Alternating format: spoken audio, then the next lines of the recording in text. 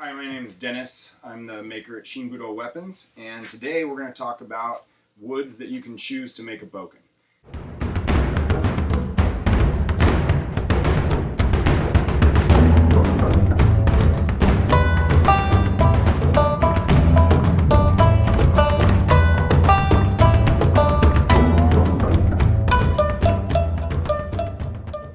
There's a lot of woods out there that you can pick. The primary considerations are going to be what do you want your bokken to look like and what kind of training are you doing. If you're doing some pretty intense impact training, then you're going to want to use a dense wood, but not a brittle wood. If you're going to be, a little nicer to your bokken, then you can go with things that are more aesthetically pleasing, and you're not going to have to worry about the dent resistance nearly as much. Some of the general woods that I like to use and the ones that are primarily used in bokken making are Brazilian cherry, which is it's actually called jatoba, hickory, which grows here in North America, and this is kind of a rarity, but this is some lignum vitae, and it's exceptional wood for bokken. It's just incredibly difficult to source, and it's expensive. Purple heart is very popular. I like the look of purple heart. I don't think its overall dent resistance is as good as some other woods. This is kumaru. It's one that you don't hear used very often.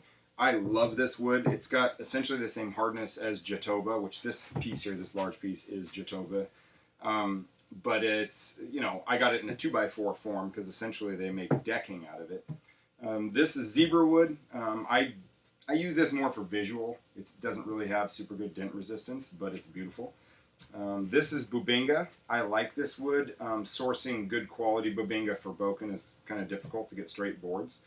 And then this board underneath here is ipe. Ipe is a very popular wood because it's abundant, it's very dense, it's flexible. So yeah, aesthetics and dent resistance are your primary considerations. Beyond that, you can talk about the sourcing of the materials and where it's coming from, what part of the world is it coming from. Is it being harvested responsibly? Is it being farmed? Is it just somebody going out in the woods and, cutting something down just for the money? These are all things to consider, and this is just a basic introduction to choosing the wood. Okay, I wanted to run through 3 very simple guidelines for what I do when I read the wood to make a bokken. Number 1 is, does the grain run, generally speaking, down the axis of the blade? So you would like it to run in line with the blade, generally like so. The next guideline is going to be how dense is the wood. Now that density can be felt by picking the board up, and then you'll get an immediate sense of it.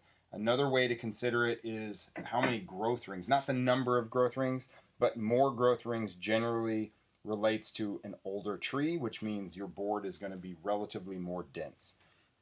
The last thing that I do is I check for hardness. Now this is a piece of madrone, and even though its hardness scale says it's really dense, when you actually drive your fingernail into it, which is how I do all of my hardness tests, you can mar it up very easily. This piece of lignum vitae, when I go to drive my nail in, it doesn't go anywhere. It's like all I'm doing is discoloring the surface. I'm not putting any dents in it at all. This piece of jatoba, I can get a little bit of denting, but this is a pretty dense piece. And then the hickory, I can cut across the grain and put a little bit of a thumbnail mark in it, but not much. So those are the 3 basic guidelines I go for, is try and go for a denser, heavier board, and then also, for sure, making sure that the grain runs vertically in parallel with the blade. All right, so here we have some finished examples of some of the species we talked about earlier. We've got jatoba, bubinga, ipe, kumaru, purple heart, and hickory. And with all things being equal, and if you use the tips that we showed you earlier, the durability of all these is going to be great. You're not going to have any major problems with them. What's more important is going to be the feel of the blade, and that's very important to us. And so if you're looking for something that's more like a shinken feel, something of a live blade feel, more blade heavy, you're going to want to go with more exotic woods, maybe like jatoba or bubinga or ipe. If you're looking for something a little lighter, a little faster, hickory and purple heart are really good choices for that. They're still totally durable, but they're going to be lighter in the hand. And if you don't really know what you want, then the aesthetic is probably going to be the thing that's going to draw you to the bokken. So the species of wood is totally going to be dependent on what it is what you like to look at. And so ultimately, if you don't want to train with it, you don't want to pull it out of the bag, it doesn't matter how durable it is. So find the one that resonates with you and pick that wood.